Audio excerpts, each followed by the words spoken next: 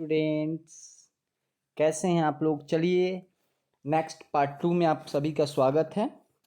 और कल मैं 10 तक क्वेश्चन आपको करवाया था। पार्ट 1 आप देख लीजिएगा। देखिए, इसका टाइटल ही रखा गया है कि केवल एग्ज़ाम की बात, और इसमें केवल एग्ज़ाम की ही बात होगी। यदि आप अच्छा नंबर लाना चाहते हैं तो मेरे चैनल से जुड़ें, सब्सक्राइब करें और एक एक वीडियो को ध्यान से देखें, एक एक बात को ध्यान से सुने। ये एकदम हवा नहीं दावा है कि आपका बढ़िया रिजल्ट आएगा, ये गारंटी है। ठीक है, चलिए आते हैं पॉइंट पे। तो यहाँ पे 11 नंबर क्वेश्चन हमारे पास दिया हुआ है कि निम्नलिखित में किस राशि का मात्रक वोल्ट अपॉन मीटर होता है। तो ये बात सब लोगों को पता है कि किसका मात्रक वोल्ट पर मीटर है। आप लोग पढ़े भी होंगे और जानते भी होंगे। चलिए आते हैं पॉइंट पे। तो यहाँ पे एक बात हम आपको बता दें कि यहाँ पे विद्युत फ्लक्स दिया है, विद्युत विभव दिया है, विद्युत धारिता दिया है, विद्युत क्षेत्र दिया है। तो यहाँ पे विद्युत क्षेत्र का एस आई मात्रक क्या होता है, डी सही है हमारा, यहाँ पे डी सही है। ठीक है, विद्युत क्षेत्र के तीव्रता का एस आई मात्रक वोल्ट अपॉन मीटर या वोल्ट पर मीटर होता है, या विद्युत क्षेत्र और तीव्रता दोनों का सेम होता है। चलिए नेक्स्ट कंडीशन पर हम लोग आते हैं, नेक्स्ट पे आते हैं। 12 नंबर पे हम लोग बात करें तो एप्सिलॉन नॉट का मात्रक क्या होता है। एप्सिलॉन नॉट का सब लोग को पता है, इसमें न्यूटन पर मीटर दिया है, फॉर्मी पर मीटर दिया है, कूलम पर वोल्ट दिया है। यानी यहाँ पे आप सब लोग को पता होगा, क्लास में मैंने बताया भी था और आप लोग को ऐसे भी पता होगा। तो यहाँ पे हमारा बी आंसर सही है, फॉर्मी पर मीटर। ठीक है, ये बात आपको एकदम याद रखना है, एक एक क्वेश्चन को ध्यान से सुनना है। एक एक क्वेश्चन इंपॉर्टेंट है, इस वीडियो का एक एक क्वेश्चन इंपॉर्टेंट है।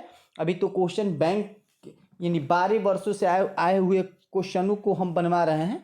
आगे और भी इस प्रकार के एक एक नोट्स, एक एक बात आपको बताया जाएगा, ताकि एक क्वेश्चन भी हमारे बताए हुए क्वेश्चन से बाहर न आए। चलिए नेक्स्ट कंडीशन पे आते हैं। 13 नंबर क्वेश्चन को, आवेश के पृष्ठीय घनत्व का मात्रक क्या होता है। आवेश के पृष्ठीय घनत्व का मात्रक क्या होता है, तो आप सब लोग को पता होगा कि क्या मिला के बनता है, तो Q अपन A यानी कूलम पर मीटर स्क्वायर। यानी कहने का मतलब कि हमारा यहाँ पे ए सही है, ए आंसर सही है, आप सब लोगों को पता होगा। चलिए नेक्स्ट कंडीशन पे हम लोग चलते हैं, नेक्स्ट पे। तो नेक्स्ट ये वाला चित्र आप देख सकते हैं और आप सब लोगों को पता होगा कूलम्स लॉ पे ये बनेगा। ठीक है, यहाँ पे कह रहा है कि दिए गए चित्र में यदि आवेश Q पर कुल प्रभावी बल 0 है तो Q अपॉन Q का मान कितना होगा। ठीक है, तो यहाँ पे आप बना के देखिएगा, तो अगर आपसे बन जाए तो बहुत बढ़िया, नहीं बनेगा तो कमेंट कीजिएगा, हम बना के बताएंगे। इसका आंसर बी सही है। ठीक है, बन जाए तो बहुत बढ़िया, नहीं तो हम इस क्वेश्चन को सॉल्व करने के लिए स्पेशल वीडियो बनाएंगे। ठीक है, चलिए नेक्स्ट कंडीशन पे आते हैं। इसके बाद हम लोग नेक्स्ट पे आएंगे 14 नंबर क्वेश्चन। 14 नंबर क्वेश्चन जो है हो गया हमारा। 15 नंबर क्वेश्चन पे आते हैं। सब लोग को एक बात पता है, सब लोग को एक बात पता है कि जब किसी वस्तु का आवेशित किया जाता है तो उसका द्रव्यमान क्या होता है। सब लोग को पता है कि आवेशित तभी होगा या तो इलेक्ट्रॉन निकलेगा या इलेक्ट्रॉन उसमें आएगा, या तो इलेक्ट्रॉन को ग्रहण करेगा दूसरे परमाणु से, या तो इस तरीका से ग्रहण कर सकता है और त्याग कर सकता है, तभी वो आवेशित होगा। तो यहाँ पे उसका द्रव्यमान बढ़ भी सकता है और घट भी। जब किसी वस्तु को आवेशित किया जाता है तो उसका द्रव्यमान बढ़ भी सकता है और घट भी सकता है। यानी यहाँ पे आंसर हमारा डी सही है। ठीक है, एकदम ध्यान से समझना है। अगर धन आवेशित हो जाए, अगर धन आवेशित हो जाए तो उसका द्रव्यमान घट जाता है, ऋण आवेशित हो जाए तो उसका द्रव्यमान बढ़ जाता है। ठीक है, इस कंडीशन के बाद अब 16 नंबर पे आते हैं। पी आघूर्ण वाला एक द्विध्रुव ई तीव्रता वाले विद्युत क्षेत्र में रखा जाए तो उस पर लगने वाला टॉर्क कितना होगा।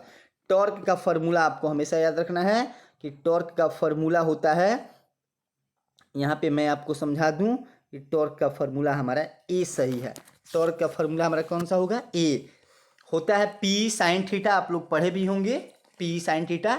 यहाँ पे पी भी सदिश है, यानी विद्युत द्विध्रुव घूर्ण, और ई भी सदिश है, इसलिए दोनों के ऊपर सदिश रखना अति आवश्यक। चलिए नेक्स्ट कंडीशन पे हम लोग आते हैं। नेक्स्ट पे हम लोग बात करेंगे। अब यहाँ पे आ गए हम लोग 17 नंबर। तो यहाँ पे एक विद्युत द्विध्रुव दो विपरीत आवेशों से बना है जिनके परिमाण इतना दिया हुआ है 3.2 इंटू 10⁻19 कूलम दिया हुआ है। तो ये चीज़ आपको याद रखना है, एक प्लस में है माइनस में है। तो यहाँ पे फॉर्मूला आपको बताया गया था कि P बराबर Q इंटू 12 पर इसको आप बना सकते हैं, और P बराबर Q इंटू 12 पे बनाएंगे तो इसका आंसर आपके पास कौन सा आएगा, इसको मैं आपको बता दूं, इसका आंसर B आएगा। आप बना करके देखिएगा। यहाँ पे आपको करना क्या है कि यहाँ पे दूरी आपको ऑलरेडी मीटर में दिया हुआ है, यानी इसको प्लस वाला लीजिएगा। 3.2 में 3.2 गुने 10 के पावर माइनस 19 में 2.4 गुने 10 के पावर माइनस 10 से गुणा कीजिएगा, इसका आंसर आ जाएगा, यही आएगा। ठीक है, जो मैं आपको बता रहा हूँ। नहीं आया तो आप बताइएगा। 15 में पूछा हुआ क्वेश्चन है। चलिए नेक्स्ट कंडीशन पे आते हैं हम 18 नंबर क्वेश्चन पे। 18 की यदि बात करें तो यहाँ पे आप देख सकते हैं कि एक आवेशित चालक की सतह के किसी बिंदु पर विद्युत क्षेत्र की तीव्रता, तो यहाँ पे क्या कह रहा है कि एक आवेशित चालक की सतह के किसी बिंदु पर, आवेशित चालक की सतह के किसी बिंदु पर अगर तीव्रता की हम बात करें तो सतह पर तीव्रता लंबवत होती है। यानी यहाँ पे कौन सा सही है, यहाँ पे हमारा बी ऑप्शन सही है। बात याद रखना है कि एक आवेशित चालक की सतह के किसी बिंदु पर विद्युत क्षेत्र की तीव्रता क्या होती है, ये सतह पर लंबवत होती है। इसके बाद नेक्स्ट कंडीशन पर हम लोग आते हैं। चलिए निर्वात में आकाश का पारावैद्युतांक कितना होता है, ये बात आपको याद रखना है हमेशा। निर्वात में आकाश का पारावैद्युतांक, निर्वात में आकाश का पारावैद्युतांक कितना होता है, 15 और तो ये 1.6 गुने 10 के पावर माइनस 19 कूलम के बराबर होता है। ये चीज़ आपको हमेशा याद रखना है। चलिए नेक्स्ट कंडीशन पर हम लोग आते हैं। ये वाला क्वेश्चन क्या कह रहा है, निर्वात में आकाश का पारावैद्युतांक होता है। चलिए ये वाला क्वेश्चन सी सही है हमारा, इसका आंसर सी होगा। ठीक है, आपको पता है कि ये निर्वात ये कितना एप्सिलॉन नॉट का मान कितना होता है, तो ये चीज़ मैंने थ्योरी में पढ़ाया था कि 8.85 इंटू 10⁻⁻12। ठीक है, 8 यहाँ पे आप देख सकते हैं, मैं फिर से लिख दे रहा हूँ। ये चीज़ एप्सिलॉन नॉट का संख्यात्मक मान आप लोग को याद भी होगा, 8.885 गुने 10 के पावर माइनस 12 होता है। आप देखिएगा। ठीक है, तो हमारा यहाँ पे सी सही है। कौन सा सही है, सी वाला। चलिए नेक्स्ट पे आते हैं हम लोग। नेक्स्ट पे चलिए, इसके बाद विद्युत द्विध्रुव गुण का ये सही मात्रक क्या होता है, सब लोगों को पता है कि कूलम इंटू मीटर, क्योंकि फॉर्मूला क्या होता है, P बराबर Q इंटू 12। तो Q का कूलम और 12 का यानी L का मीटर, कूलम इंटू मीटर। यानी कहने का मतलब कि हमारा यहाँ पे बी ऑप्शन सही है। कौन सा सही है, बी वाला सही है, याद रखिएगा हमेशा। नेक्स्ट पे आते हैं, विद्युत क्षेत्र ई का ये सही मात्रक क्या होता है, यानी विद्युत क्षेत्र की तीव्रता का ये सही मात्रक अभी तुरंत आपको बताए थे कि ये क्या मिला के बनता है तीव्रता, तो ई बराबर एफ बटा क्यू, याद रखना है आपको, ये वाला इसका फॉर्मूला है। ठीक है, तो एफ का न्यूटन और क्यू का कूलम, न्यूटन पर कूलम, यानी 21 का बी आंसर आपका सही है। 21 का बी आंसर आपका सही है। हमेशा याद रखना है कि 21 का बी न्यूटन पर कूलम तीव्रता का। और अभी तुरंत इसके पहले हम लोग डिस्कस भी किए थे कि नेक्स्ट कंडीशन पर अगर हम लोग ध्यान दें तो यहाँ पे आपको तुरंत मैंने बताया था 1 मिनट पहले कि तीव्रता का वोल्ट अपॉन मीटर भी होता है या वोल्ट पर मीटर भी होता है, वो भी सही है। चलिए इस कंडीशन के बाद नेक्स्ट पे हम लोग चल रहे हैं। ठीक है, यहाँ पे स्थिर कूलम किसके बराबर होता है, ये चीज़ आपको बताना है। यहाँ पर नेक्स्ट कंडीशन पर आपको ध्यान देना है। तो यहाँ पे आपको याद रखिएगा, ये बहुत इंपॉर्टेंट पॉइंट है, ये वाला 1/3 गुने 10 के पावर माइनस 9 के ये बराबर होता है। ये वाला याद रखिएगा। 22 नंबर क्वेश्चन ये 2012 में पूछा गया था। ठीक है, इसके बाद नेक्स्ट पे आते हैं 23। एक कूलम आवेश बराबर होता है कितना, ESU के ये बराबर होता है। तो ये कई बार मैंने क्लास में आपको बताया है कि यहाँ पर ये 3 गुने 10 के पावर 9 के बराबर ESU के बराबर होता है। एक कूलम 3 गुने 10 के पावर 9 ESU के बराबर होता है। ESU माने इलेक्ट्रोस्टैटिक सिस्टम ऑफ यूनिट, यहाँ पे आप बता सकते हैं। ठीक है, इस कंडीशन के बाद हम आते हैं 24 नंबर क्वेश्चन पे। 24 नंबर क्वेश्चन आप ध्यान से देख सकते हैं, इलेक्ट्रॉन का विशिष्ट आवेश कितना होता है। इलेक्ट्रॉन पे जो विशिष्ट आवेश का मान होता है वो कितना होता है, तो आपको बताना है कि विशिष्ट आवेश का मान होता है, यहाँ पे ए ऑप्शन आपका सही है। विशिष्ट आवेश किसको बोलते हैं, तो ये चीज़ आपको पता ही होगा, ठीक है, क्योंकि मैंने क्लास में इसका डिस्कस किया था। आगे हम लोग 25 नंबर, स्थिर विद्युत क्षेत्र डैश होता है। तो स्थिर विद्युत क्षेत्र जो होता है, ये बात आपको हमेशा याद रखना है, ये संरक्षी होता है। संरक्षी किसको बोलते हैं, 11th क्लास में आप पढ़ेंगे, जिसके द्वारा पूरे चक्कर में किया गया कार्य शून्य होता है, उसको संरक्षी बोलते हैं, ठीक है। आगे हम नेक्स्ट, इनमें से 26 नंबर आप देखिए, इनमें से कौन सी राशियाँ अदिश है, आवेश, धारिता, विभव, सभी। तो ये चीज़ आपको याद रखना है। क्वेश्चन नंबर 26 पर हम लोग आ गए हैं। तो ये सभी अदिश राशियां हैं, यानी डी ऑप्शन इसका क्या है, सही है, डी ऑप्शन। सभी अदिश, आवेश, विभव और धारिता, ये तीनों अदिश राशि है, ठीक है। ये डी ऑप्शन इसका सही है, ये बात आपको हमेशा याद रहे, इसका डी सही है, ठीक है। चलिए आगे वाला 27 नंबर क्वेश्चन, किसी बिंदु पर विद्युत क्षेत्र की तीव्रता होती है, किसी भी बिंदु पर विद्युत क्षेत्र की तीव्रता कितनी होती है, ये बात आपको ध्यान में रखना है। कितनी होती है विद्युत क्षेत्र की तीव्रता, तीव्रता का फॉर्मूला किसको किसको याद है, तो तीव्रता E बराबर ए बटा क्यू होता है, ए बटा क्यू, ठीक है। तो यहाँ चीज इसका बी ऑप्शन क्या है, सही है, बी ऑप्शन सही है। अभी मैंने ऊपर भी बताया था, एक ही टाइप के क्वेश्चन बार बार पूछा गया, आप ध्यान से देखेंगे तो आपको पता चलेगा। फिर नेक्स्ट क्वेश्चन पे यदि आप बात करें, तो यहाँ जो 28 नंबर क्वेश्चन है, आवेश का पृष्ठीय घनत्व तो होता है। पृष्ठीय घनत्व का सूत्र क्या होता है, अभी मैंने बताया था ऊपर कि ये होता है Q अपन ए, क्या होता है, यानी ए ऑप्शन आपका सही है, पृष्ठीय घनत्व सिग्मा बराबर Q अपन ए, ठीक है। तो 28 तक हम लोगों ने कर लिया। चलिए नेक्स्ट पे चलते हैं हम लोग। इसके बाद हमारा 29 नंबर क्वेश्चन कौन सा है, तो 29 नंबर जो क्वेश्चन है, आप ध्यान से, कूलम के नियम का सदिश रूप, क्लास में ये चीज़ बताया गया था कि ये ऑप्शन ए आपका सही होगा, क्योंकि यहाँ पे अगर, यहाँ पे जहाँ आप देख रहे हैं, यहाँ पे केवल अगर ऐसे होता ना, तो यहाँ पे 2 रखा जा सकता था, लेकिन जहाँ पे फुल वेक्टर लिया जाएगा तो नीचे आपको 3 करना पड़ेगा। ये चीज़ आपको मैंने क्लास में बताया था, यानी ए ऑप्शन इसका क्या है, सही है। अगर आपको दिक्कत हो तो क्लास में भी पूछ सकते हैं, या हमारे नंबर पे कॉल करके भी इस बात को समझ सकते हैं। किसी को भी दिक्कत हो इस चीज़ में कि कैसे 3 हुआ, काहे हुआ, क्यों हुआ, क्योंकि साइंस है, क्यों, कैसे और काहे आप मोस्ट वेलकम है, पूछ सकते हैं। लेकिन यहाँ एक एक चीज़ बताना संभव नहीं है। आपको यदि दिक्कत हो तो क्लास में ही पूछ सकते हैं, या कॉल करके भी पूछ सकते हैं, व्हाट्सअप कर सकते हैं। मेरा नंबर यहाँ पे आप देख सकते हैं, ये 91 99 030 485, कितना है, 485, 91 99 030 485। इस नंबर पे आप क्वेश्चन को फोटो खींच के भेज सकते हैं, उस क्वेश्चन को मैं समझा दूंगा। चलिए नेक्स्ट कंडीशन पे आते हैं हम। नेक्स्ट पे यदि हम बात करें, तो हमारे पास 30 नंबर क्वेश्चन जो है, आप ध्यान से देखिए, निम्नलिखित में कौन इलेक्ट्रॉन पर आवेश के लिए सही है, निम्नलिखित में कौन इलेक्ट्रॉन पर आवेश के लिए सही है, आप ध्यान से देख सकते हैं। यहाँ 30 नंबर क्वेश्चन जो है, यहाँ पे 16, 18, 19 पावर पर ध्यान देना है आपको।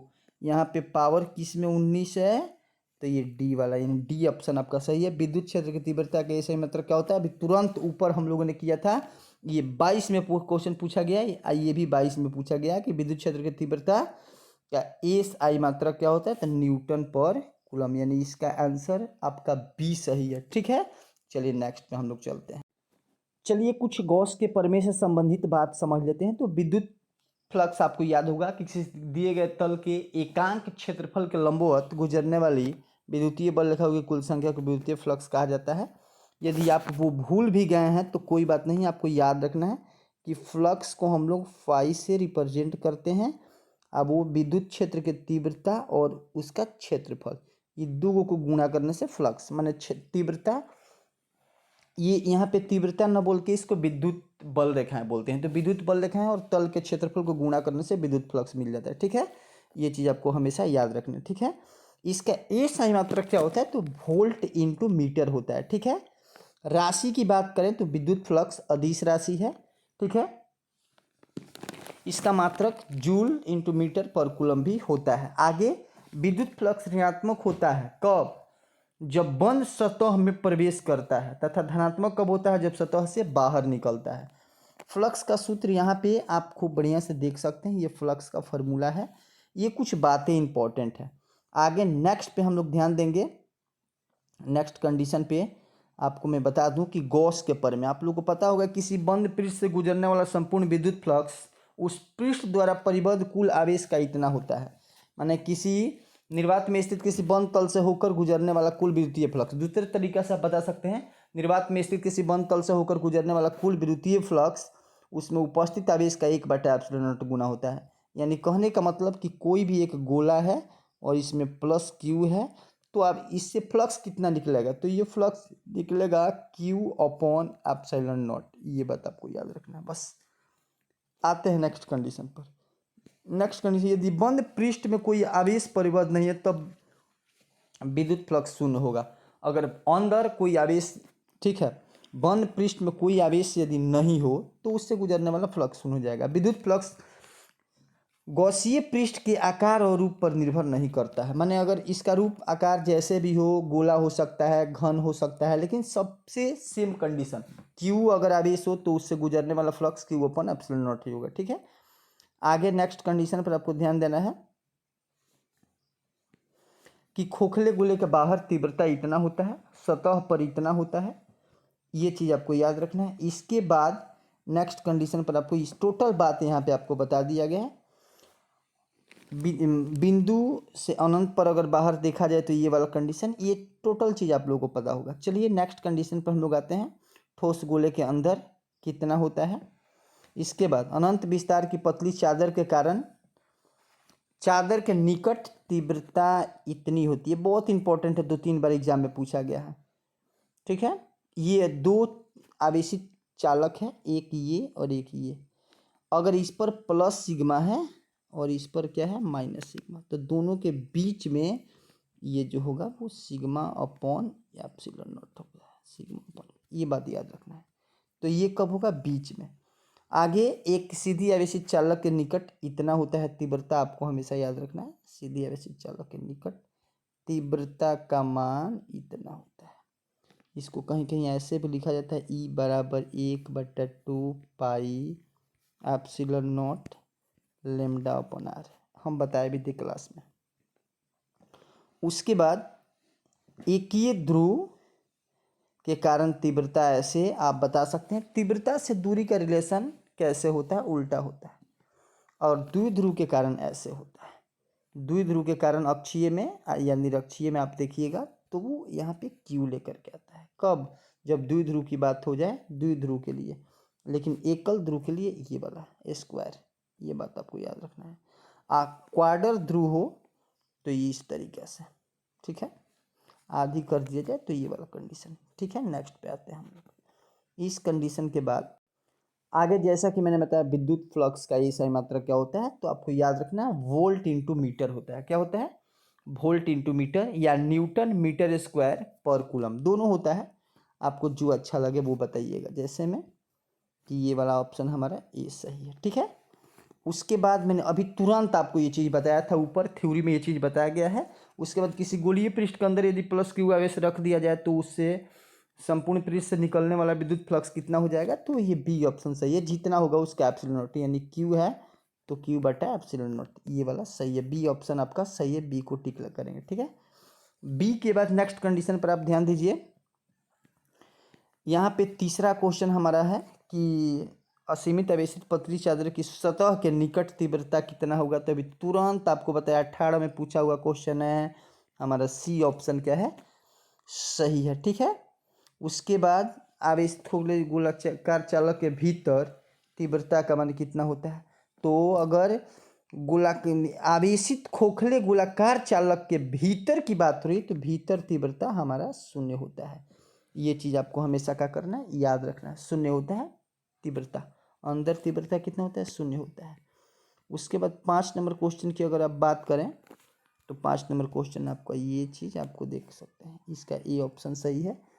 इतना आवेश हो तो उसके सतह से गुजरने वाला विद्युतीय फ्लक्स इतना होगा, तो क्यू अपॉन एप्सिलॉन नॉट करके उसको हॉल कीजिए, आपका आंसर आ जाएगा। ठीक है, चलिए नेक्स्ट पे केवल हम ऑब्जेक्टिव की बात करेंगे। ठीक है, फिर इसके बाद जो वीडियो बनेगा उसमें सब्जेक्टिव की बात करेंगे।